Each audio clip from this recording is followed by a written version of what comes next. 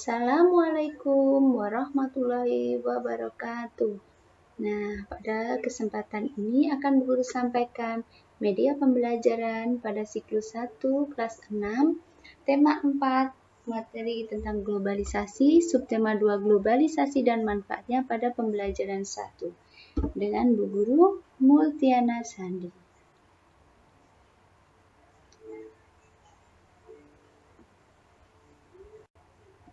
Berikut akan saya sampaikan pemetaan kompetensi dasar yang akan kita pelajari pada pembelajaran kali ini, yaitu yang pertama adalah bahasa Indonesia, di mana di situ ada pengetahuan menggali isi teks, penjelasan eksplanasi ilmiah yang dibaca dan didengar. Kemudian untuk keterampilannya menyajikan hasil penggalian informasi dari teks penjelasan atau eksplanasi ilmiah secara lisan, tulis, dan visual dengan menggunakan kosakata baku dan kalimat efektif. Kemudian untuk kompetensi dasar muatan pelajaran IPS itu untuk pengetahuan menganalisis posisi dan peran Indonesia dalam kerjasama di bidang ekonomi, politik, sosial, budaya, teknologi, dan pendidikan dalam lingkup ASEAN.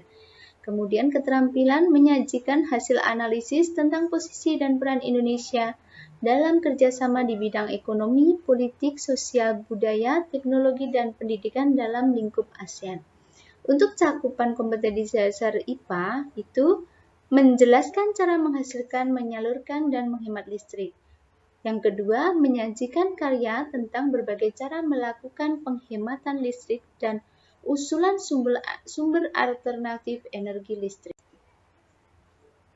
Untuk indikator pencapaian kompetensi bahasa Indonesia, menemukan informasi penting dari teks eksplanasi yang didengar.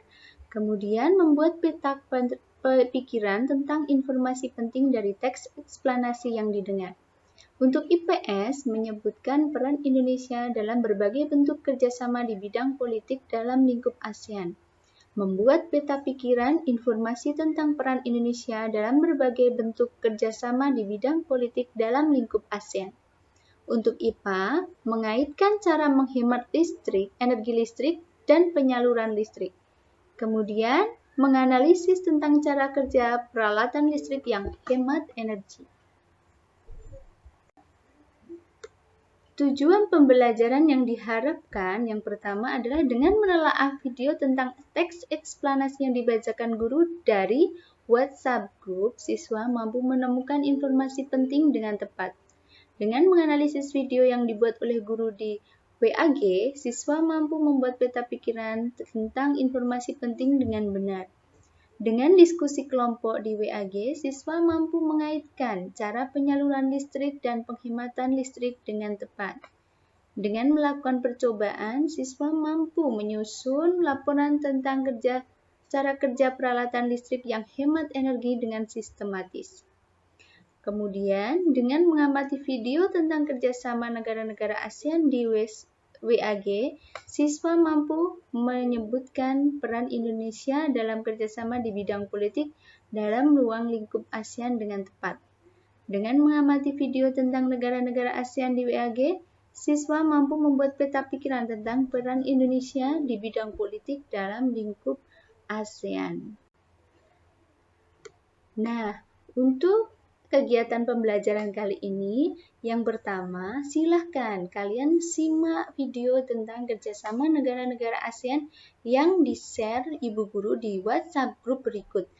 Berikut linknya, silahkan diklik saja, nanti kalian akan menyaksikan video tersebut yang sudah ada di YouTube channel seperti itu. Setelah itu, nanti amatilah gambar pertemuan negara-negara dalam forum APEC berikut. Nah, di sini nanti kalian akan disuruh mengamati. Kemudian, di situ nanti kalian akan diminta kira-kira kerjasama Indonesia itu apa saja ya di ruang lingkup ASEAN seperti itu.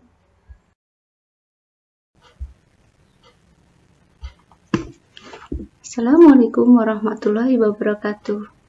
Bahasa Indonesia dinilai layak menjadi bahasa ASEAN. Bahasa Indonesia dinilai layak menjadi bahasa ASEAN karena merupakan bahasa dari negara dengan penduduk yang besar. Bahasa Indonesia berasal dari negara dengan penduduk sekitar 250 juta. Seharusnya bisa menjadi bahasa ASEAN, kata Guru Besar Tetap Bidang Linguistik Universitas Mataram, Profesor Dr. Mahsun, MS, di gelar Wicara Internasionalisasi Bahasa Indonesia di Universitas Negeri Jakarta pada hari Kamis. Menurut Mahsun, bahasa Indonesia memang hanya memiliki 90.000 kosakata tetapi mempunyai strategi gramatikal untuk menciptakan kata baru. Sehingga bahasa Indonesia merupakan bahasa yang kaya. Misalnya dari kata hati banyak dikembangkan menjadi mata hati, jatuh hati, patah hati, dan lainnya. Atau dari kata anak dikembangkan menjadi peranakan, kekanakan, kanak-kanak, dan sebagainya. Jelas Mahsun. Pada kesempatan yang sama, budayawan Indonesia Frans Magnis Suseno atau akrab disapa Romo Magnis menilai bahasa Indonesia layak menjadi bahasa global. Dalam bahasa Indonesia, kita bisa ungkapkan apa saja. Jadi masuk akal kalau bahasa Indonesia diakui di ASEAN. Bahasa Indonesia itu sempurna, tidak kaku dan bisa berkembang, ujarnya. Oleh sebab itu, ia menyayangkan semakin banyak generasi saat ini yang merasa lebih percaya diri menggunakan bahasa Inggris sebagai bahasa utama ketimbang menggunakan bahasa Indonesia. Bagi saya mengherankan orang Indonesia pakai bahasa Inggris di rumah. Kemampuan bahasa Inggris cukup dipelajari sebaik mungkin sebagai bahasa asing. Saya dukung orang kita bisa bahasa asing, bisa maju, tetapi kalau bahasa Indonesianya sebagai bahasa ibu diganti, rasanya kosong karena tidak menyentuh ke hati. Jelas Romo Magnis yang belajar bahasa Indonesia sejak tahun 1962 itu. Untuk selanjutnya, silahkan simak video Bu Guru membacakan teks eksplanasi berikut. Video ini akan Bu Guru kirimkan ke WhatsApp group. Dari video eksplanasi ini, silahkan kalian temukan informasi penting apa yang ada di video tersebut. Silahkan nanti diklik saja untuk link videonya. Nanti kalian akan melihat Bu Guru di situ membacakan teks eksplanasi, kemudian kalian pahami isinya, cari informasi pentingnya. Seperti itu. Kemudian dilanjutkan dengan berdiskusi. Sebelum kalian berdiskusi, simaklah video percobaan yang akan kita lakukan nanti dengan baik ya. Video akan Bu Guru kirim juga di WhatsApp group. Link video tersebut silahkan nanti diklik saja itu. Nanti kalian akan langsung masuk ke YouTube. Kemudian kalian pahami betul video yang ada di YouTube itu karena itu nanti akan kalian gunakan untuk melakukan percobaan seperti itu sesuai dengan perintah dari Bu Guru.